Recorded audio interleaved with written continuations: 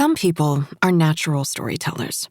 They know how to set the scene, find the right angle, when to pause for dramatic effect or breeze past inconvenient details. I wouldn't have become a librarian if I didn't love stories, but I've never been great at telling my own. If I had a penny for every time I interrupted my own anecdote to debate whether this actually had happened on a Tuesday or if it had in fact been Thursday, then I'd have at least 40 cents, and that's way too big a chunk of my life wasted for way too small of a payout. Peter, on the other hand, would have 0 cents and a rapt audience. I especially loved the way he told our story about the day we met.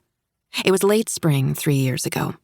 We lived in Richmond at the time, a mere 5 blocks separating his sleek apartment in a renovated Italianate from my shabby, not quite chic version of the same kind of place. On my way home from work, I detoured through the park, which I never did, but the weather was perfect, and I was wearing a floppy-brimmed hat, which I never had, but Mom mailed it to me the week before, and I felt like I owed it to her to at least try it out.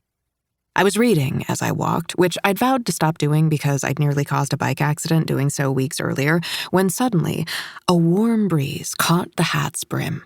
It lifted off my head and swooped over an azalea bush, right to a tall, handsome, blonde man's feet.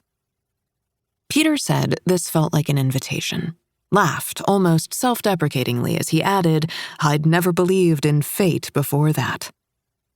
If it was fate, then it's reasonable to assume fate a little bit hates me because when he bent to retrieve the hat, another gust swept it into the air and I chased after it right into a trash can, the metal kind, bolted to the ground.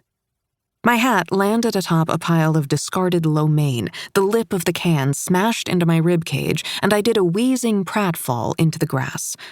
Peter described this as adorably clumsy. He left out the part where I screamed a string of expletives. "I fell in love with Daphne the moment I looked up from her hat," he'd say. No mention of the trash noodles in my hair. When he asked if I was okay, I said, "Did I kill a bicyclist?" He thought I'd hit my head.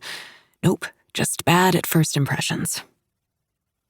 Over the last 3 years, Peter dusted off our story every chance he got. I was sure he'd work it into both our vows and his wedding reception speech. But then his bachelor party happened, and everything changed. The story tipped onto its side, found a fresh point of view. And in this new telling of it, I was no longer the leading lady, but instead the teensy complication that would forever be used to jazz up their story.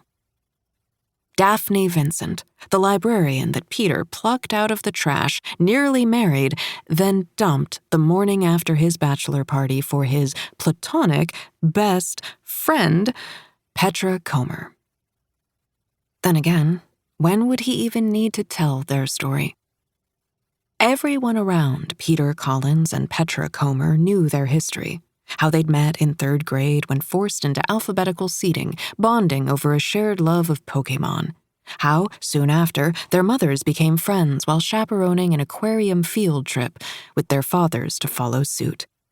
For the last quarter of a century, the Collinses and the Comers vacationed together. They celebrated birthdays, ate Christmas brunches, decorated their homes with handmade picture frames from which Peter's and Petra's faces beamed out beneath some iteration of the phrase, "best friends forever."